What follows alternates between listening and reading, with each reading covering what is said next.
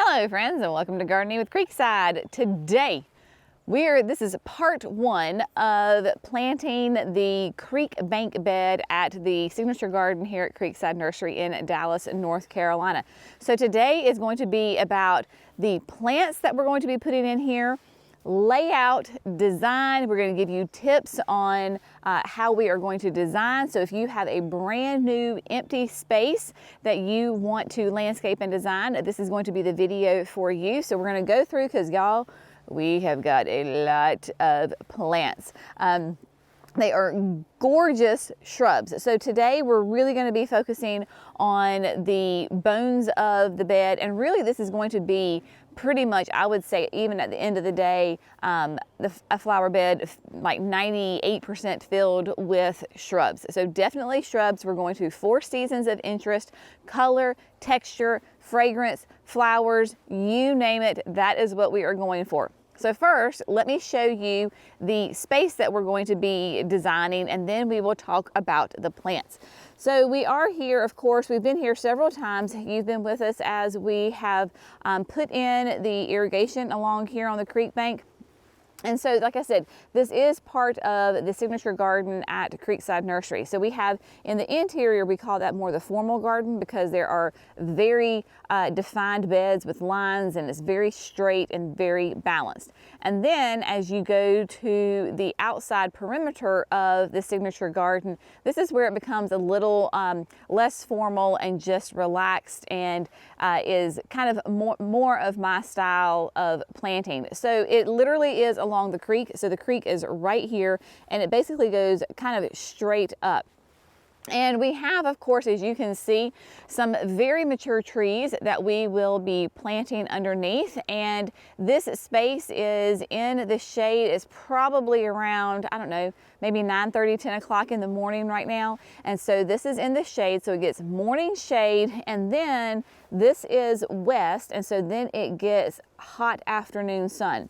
Jerry did install irrigation. We've never had irrigation here before. This is really probably why the bed really struggled previously. So we're going to eliminate that struggle by having this irrigation.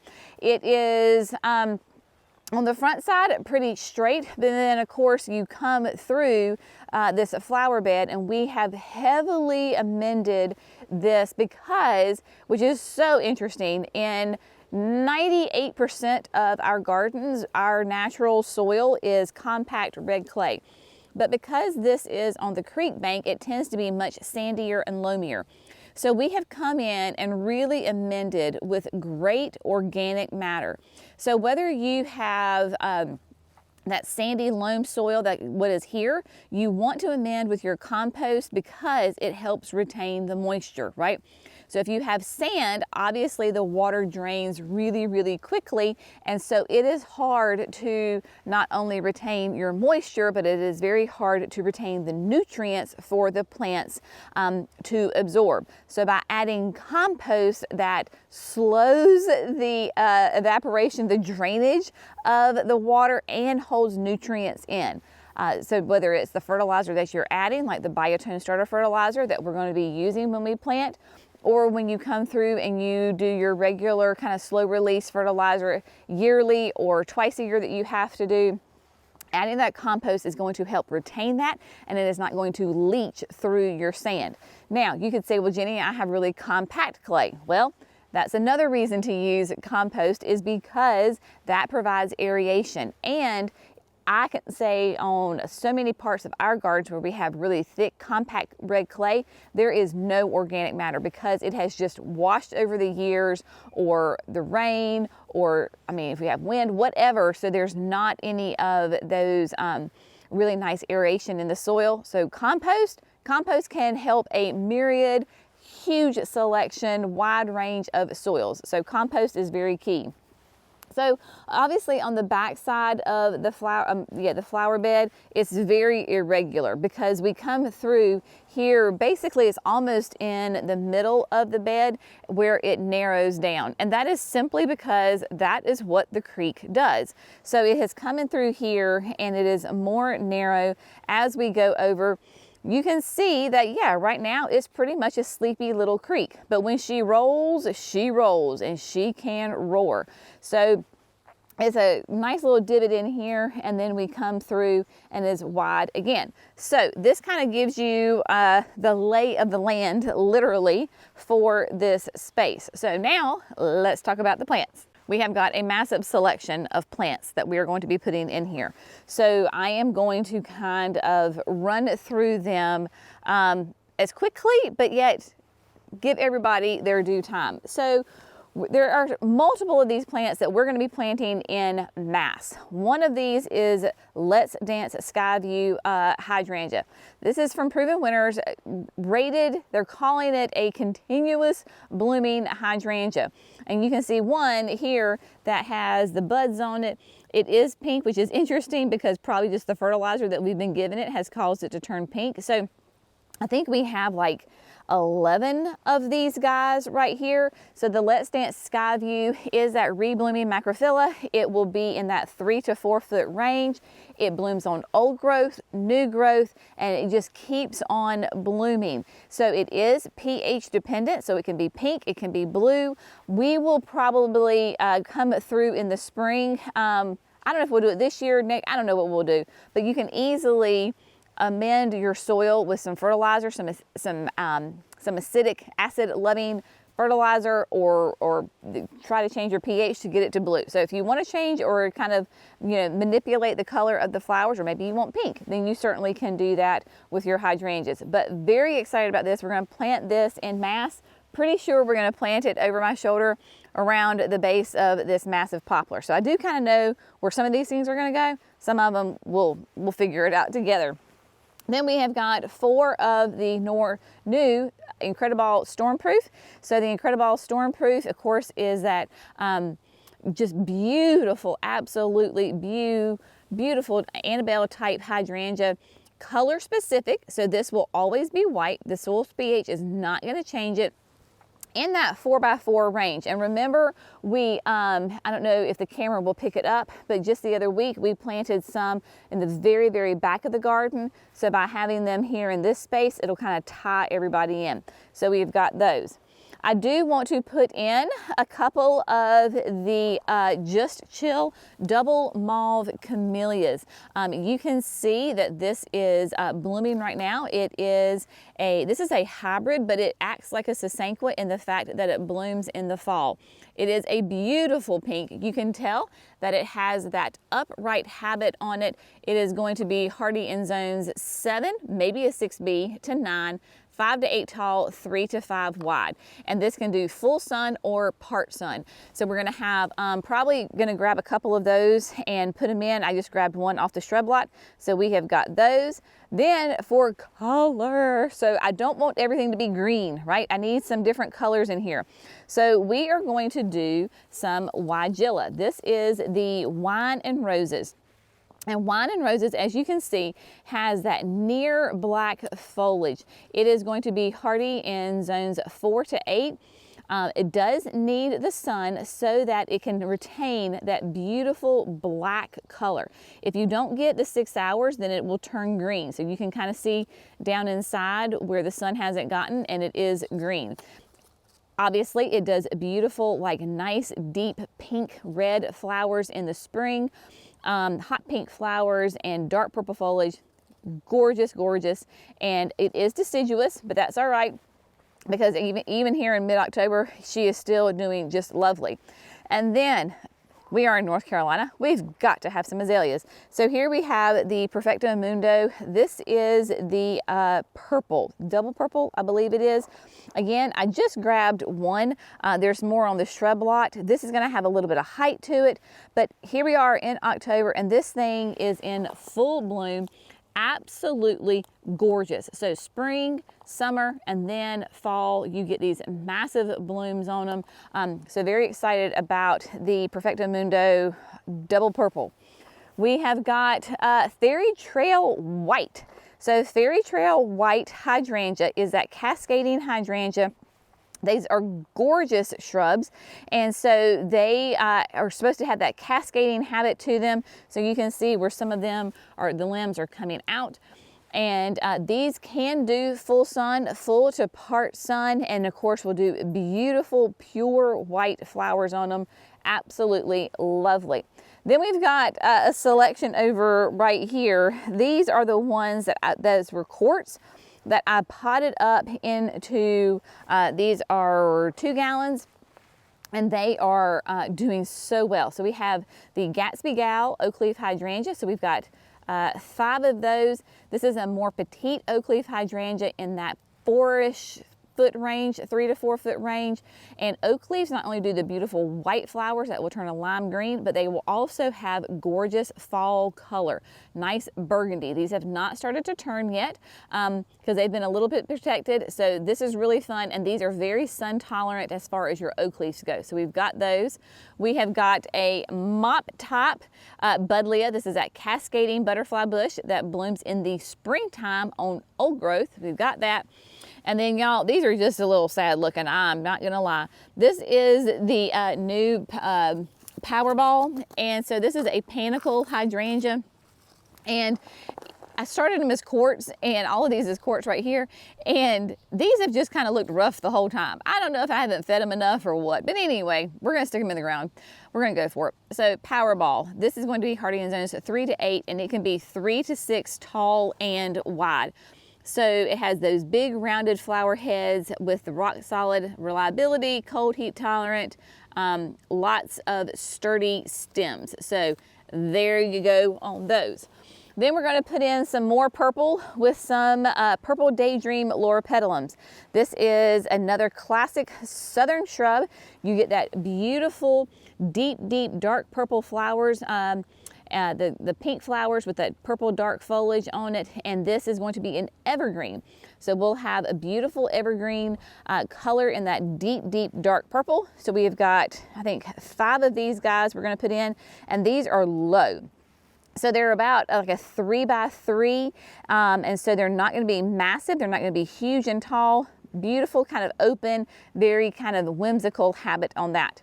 And then y'all, we have got roses. Look at these roses. We have got a mass of, I think there's a total of 6 of the At Last.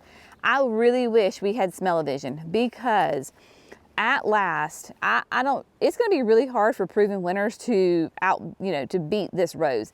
At Last is that absolutely stunning, and she smells so good. For me, this is the healthiest rose that I've ever gotten from proven winners, like reliably year after year. Gorgeous flowers that bloom nonstop. And then you have got, like I said, the fragrance is to die for. So this is a shrub rose in that 3 foot range. We're gonna have a mass planting of these guys, and we're gonna have them around the Rise Up Amberness. So Rise Up Amberness, she does smell really good. Maybe not quite as good as At Last, but she smells really nicely.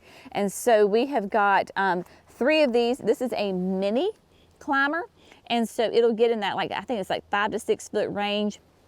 And this is where we're going to put these around the obelisk. I don't know if we're going to put 2 or 3, how we're going to do that, but we had the obelisk from H. Potter. I'm going to show you that in a minute. And so we're going to put them around the obelisk. And then we have got 3 of the brand new, this is the Reminiscent Yellow. And Reminiscent Yellow is a classic yellow rose, and it has a lovely rose fragrance. So like I said, we've got 3 of these guys that we're going to put in as well. So we're going to have a nice little rose garden. We have got Sweet Thing right here. He's just waiting patiently on me to finish. So this is the obelisk from H. Potter. So we will put that together and get that put in the flower bed. We've got Fire Chief arborvitaes, a fantastic evergreen, lovely, soft arborvitae that will give us color and a different texture in here. You can see it has a lovely green, and then in the winter and the fall, it will turn completely this copper color. Hence its name, Fire Chief. So it will completely bronze over. It is not dead. This is what it does. So this is not like damage. This is literally what it does. And it is gorgeous. I love these shrubs. So Fire Chief, we got 2 more to go, y'all. Easy peasy rose. So easy peasy, oh so easy. Oh my gosh, oh so easy peasy. There's a mouthful right there. This is going to be that kind of, that low rose that is in that like 2 to 3 foot range. But look at those beautiful flowers, right? So this is that gorgeous, gonna cover in a ton of area. We've got a total, I think, of 10 of these. We're gonna mass plant these together. We might do 2 groups of them, or we might just do them all as one. I don't know, we'll figure that out together. But gorgeous, gorgeous flowers on these guys. And then last, I think last, is the Skinny Fit Ginkgo. So Skinny Fit Ginkgo is going to be that classic ginkgo in that 12 to 15 foot range, but only like 3 feet wide. So it is not going to be super wide. Give us that height, that classic ginkgo, and then it will turn yellow. So lots of fun with that as well. All right, that was a mouthful. So what we're going to do is Jerry and I are going to figure out this layout. We're going to get all the plants laid out. We're going to just design this bed. Once that is done, I'll meet you back here, and that's where we're going to go over the design tips, and you can get a little glimpse into our brain as how we came up with the design for this space.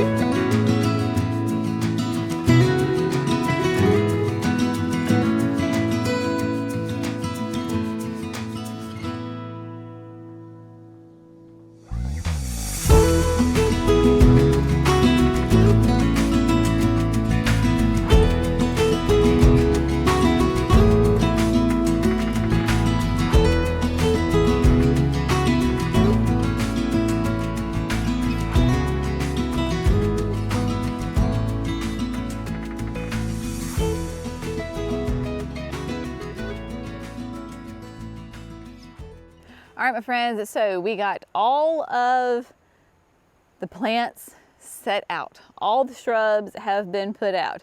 I was joking with Jerry and Brittany. I was like, man, I pity the fool that has to plant all these plants. It's us, by the way.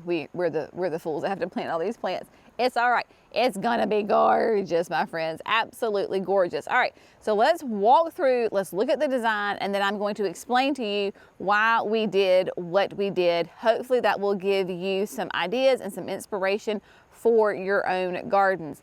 I will also say, I'm gonna preface this, y'all, this is a display garden, right? So this is we are a business. Creekside Nursery is a business. This is a display garden where customers and non-customers, the public is allowed to come and walk through. Do I expect you to do this at your own house exactly like this? No, I do not. Am I doing this at my house just like this? No, I am not. Again, display garden, we want to wow people when they come, to give them that inspiration for either the design or just a plant. So keep that in mind as we go through, because there's a lot of plants in this space. This is also a space where we kind of ignored minimum spacing. So we were like, minimum spacing, what is that? We're jamming them in here, right?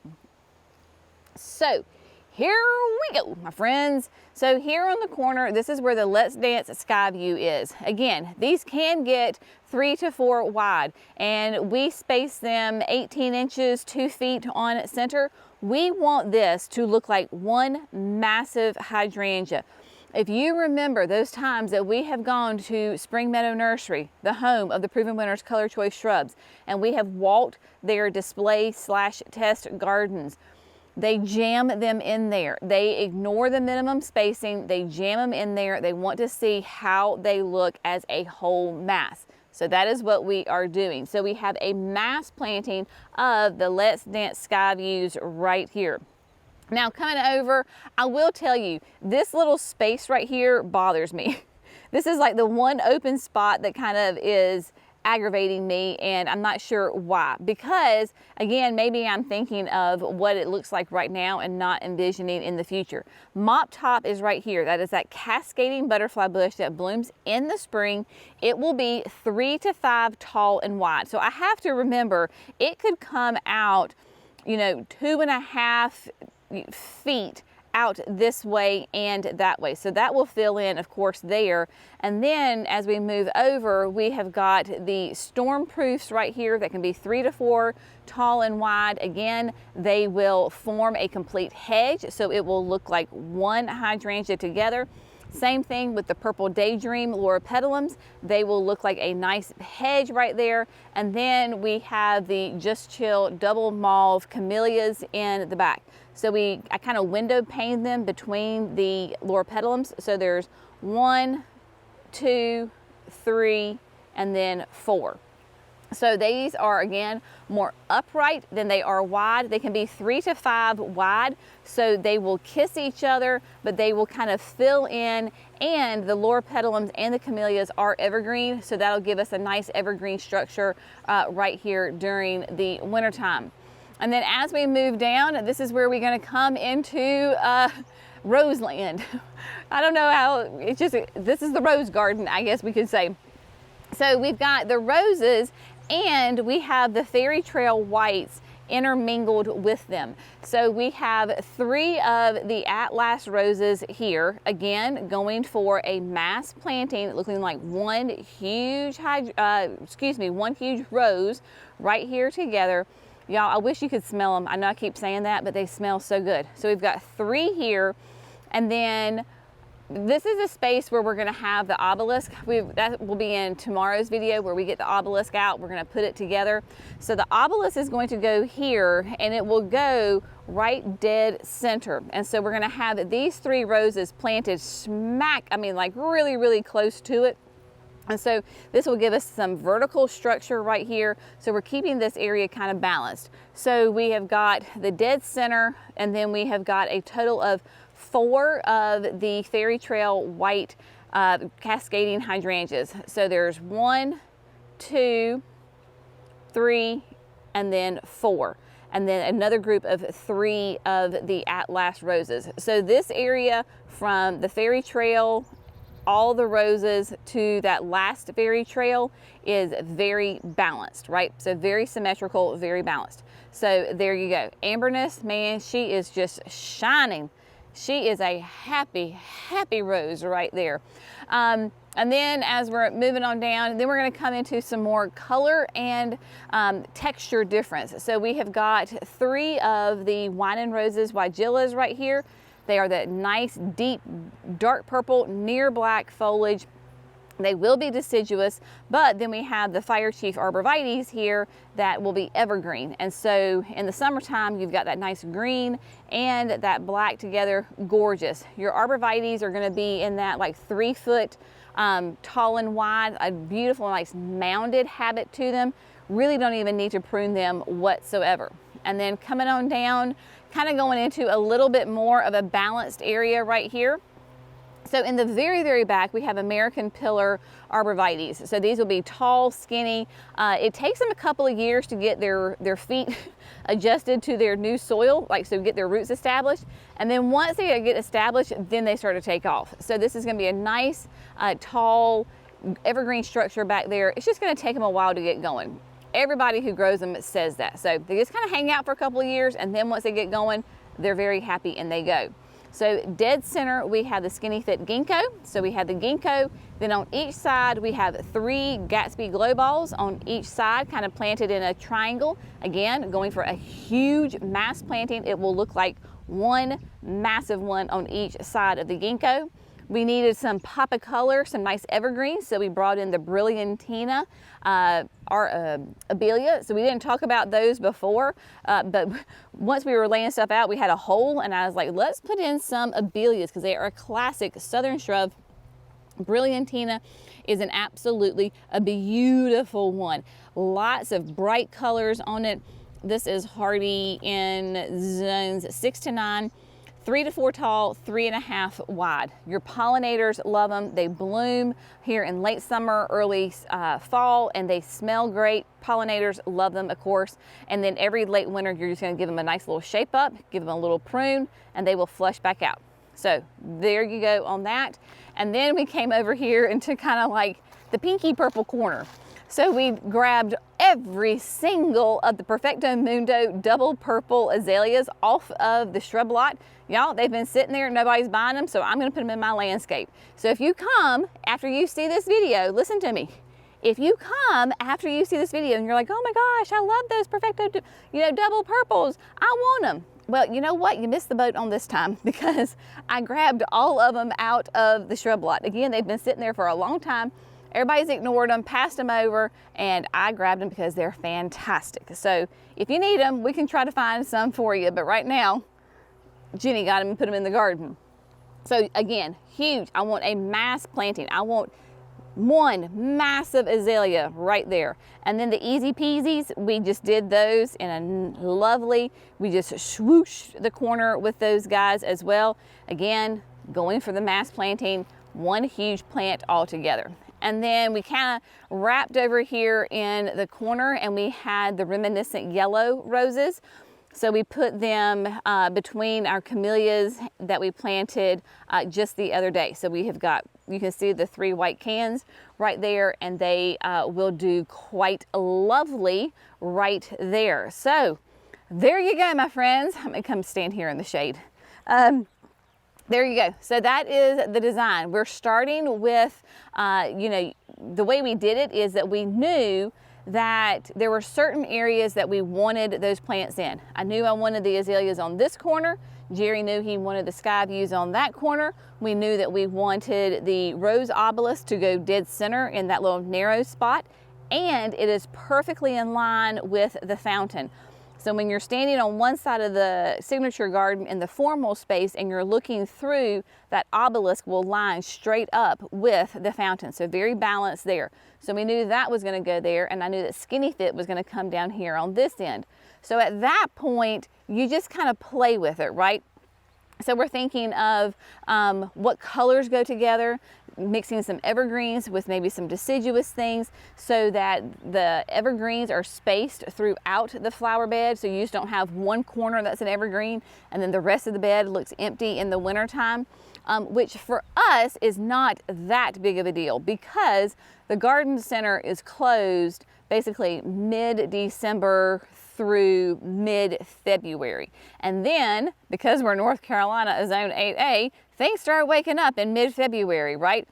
Give or take, right? So mid-February into early March, things start waking up. And so then they already begin flushing out. So those cold, the darkest, coldest months of the year, it's not as important because we are closed.